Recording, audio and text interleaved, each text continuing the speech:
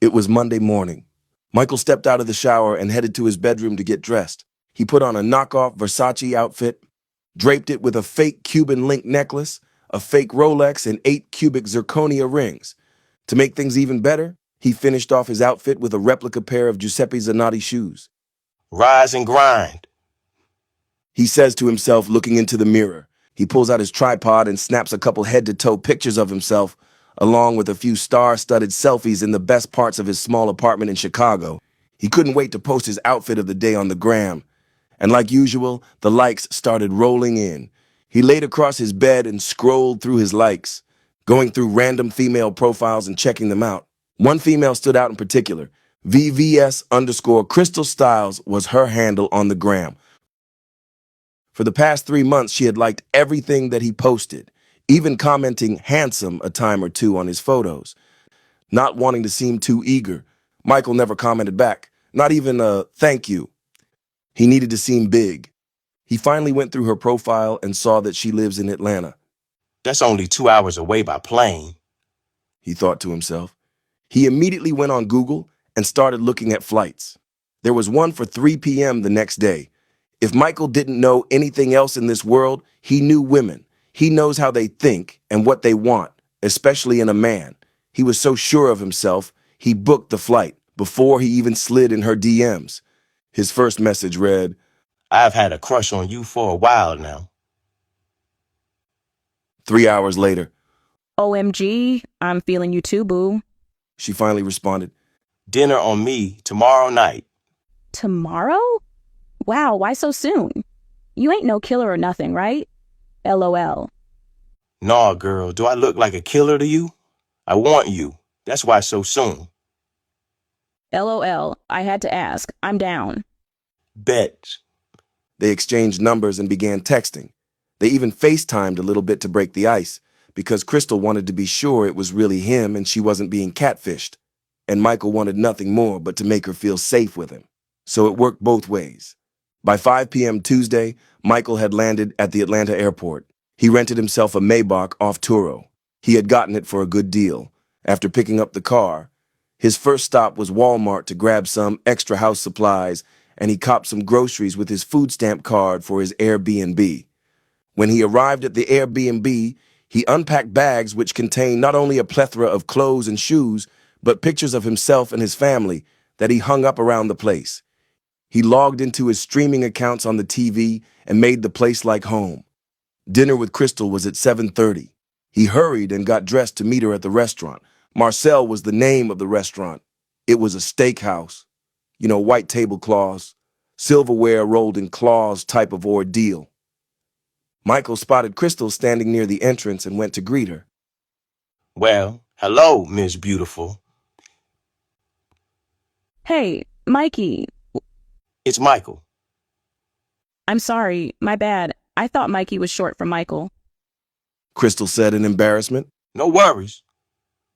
They went inside and was seated by their server. They began to have small talk. So, what do you do for a living, Michael? Crystal asked, impressed by the high-end restaurant he had chosen. Crystal was a decent-looking girl, but no man had ever taken her to a place this nice. I'm an investor. Well, that's very vague. What do you invest in that? Has you draped out like this and taking random women to high-end restaurants? And you look like a rapper on Instagram. Michael chuckled. I definitely don't rap.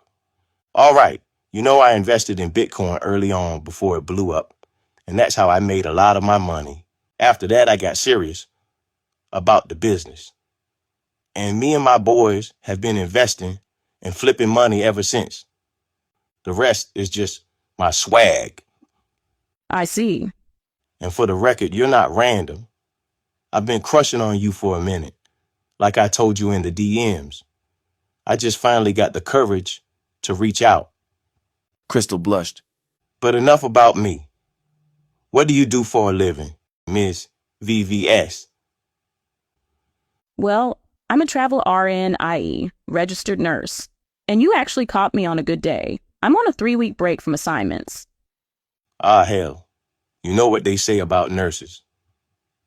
What's that? Nah, I'm just messing. I've never had a nurse before. Can you check my temperature? I think I've got a fever. Oh, how many times have I heard that? she said jokingly, and the two began laughing. Dinner went well. They stayed until closing, laughing and talking. It felt like they had known each other for ages. The bill came up to about $400 with a drink or two. Michael paid for it with no problem. They went on another date the next day. By that night, Michael had already had Crystal at his place, smashing her.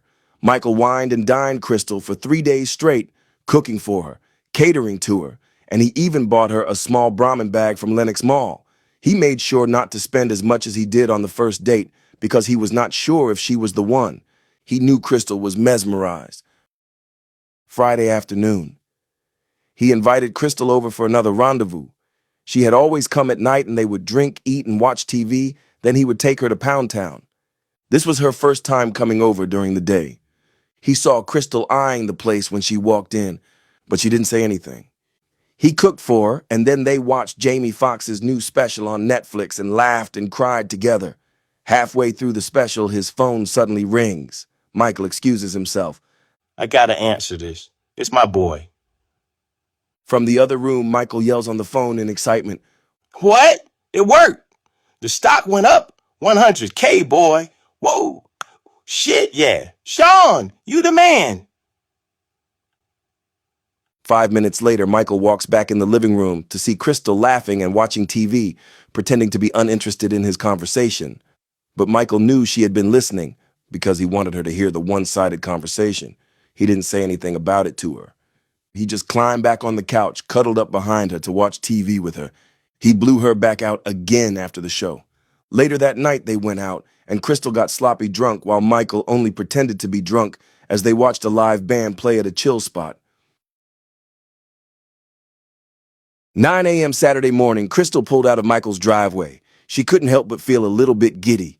The past few days had been amazing, better than most dates she had been on in a while. Michael was charming, attentive, and had that confidence that was almost contagious. It didn't hurt that he knew how to make her feel special. The little Brahmin bag, the dinners, the laughter. They were all signs he cared, or at least that's how it seemed. Plus, he knew how to put it down. When Crystal left, Michael waited a few minutes before making his next move. He had a 6 p.m. flight back to Chicago that evening. It's showtime. Michael said out loud to himself before grabbing his phone, calling Crystal. Hey, beautiful. Hey, handsome. Have you seen my wallet? No, why? Damn, I can't find it. Could you check and see if you took it by accident? Crystal had just left Michael's place not even 15 minutes earlier. I checked my purse and I don't see it anywhere, and you never got in my car. Damn, that's crazy shit. Michael says anxiously. What's wrong, baby? Crystal asked with concern. Fuck. I gotta send this money to my boy today to buy these stocks, and I must have been so drunk last night. I lost my wallet. It had all my debit cards in it and my ID. Dang, I'm sorry. Maybe we can go by the spot we were at last night to see if you left it there. No, man, I already tried calling. They don't open until 4 p.m. It's just a night spot. Look, Crystal, I know we just met, but I need you to do me a huge favor. What is it? I need you to loan me $5,000 until Monday. But before you say no, just know I'll give you back $6,000. But I need the money, like now. Crystal hesitated. Michael knew she was thinking about everything they had done that week and the money he had spent on her. Look, you know I'm good for it. I know you thinking I could just go to my bank, but look, I bank black-owned, and they are closed on Saturdays. Plus, with no ID, they won't let me get nothing. Okay. Crystal said with skepticism.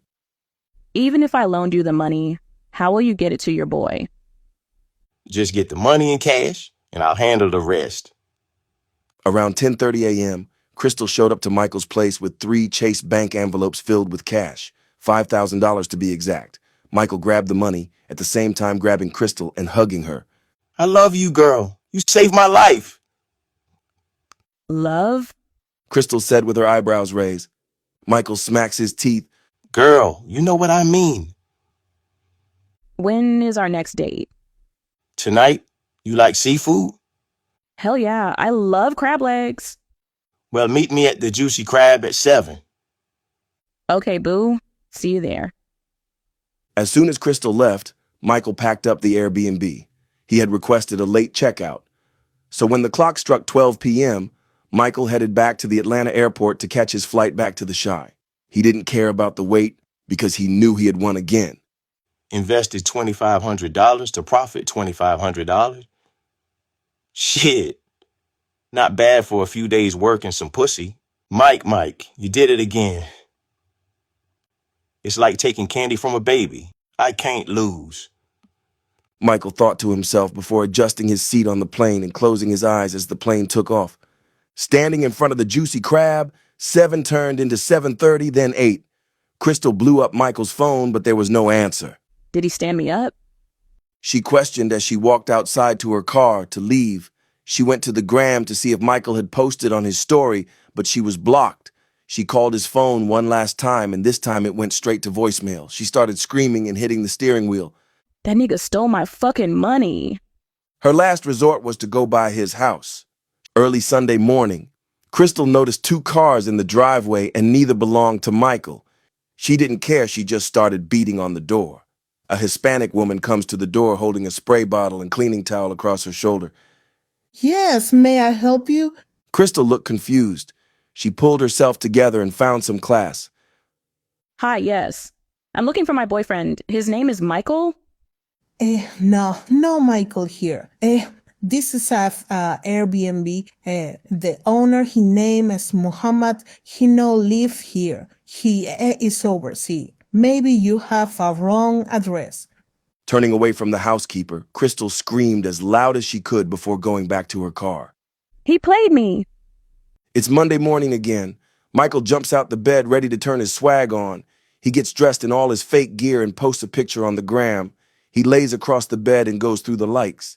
He spotted a new woman that had been commenting on his photos for weeks. She had even wrote him in his DM. He looked at her profile. She was from Houston, Texas. He immediately went on Google and started looking at flights. There was one for 5 p.m. the next day. That's only a 3-hour flight from here. Next stop, Houston, Texas. Michael said to himself before booking the flight to H-Town.